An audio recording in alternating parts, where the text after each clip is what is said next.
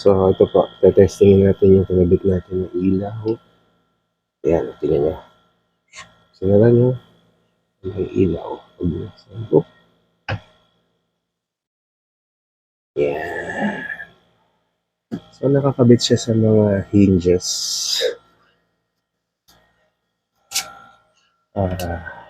May battery siya na 20, ano ba to? 23A 12 volts battery. So, pagka yan, pinindot niya. Yan, sorry. Yan. Pagka pindot, kumamatay na siya. So, tinotornilyo lang po siya dito sa mga hidden hinges. Yun. Pag tinornilyo niya, adjust. Tapos, meron lang siyang parang knob or parang socket. Yan, nakakapit na po. So, yan. Para hindi na kayo magpa-flashlight pagka may mga cabinet kayong titingnan. Very useful at mura lang. So, yun.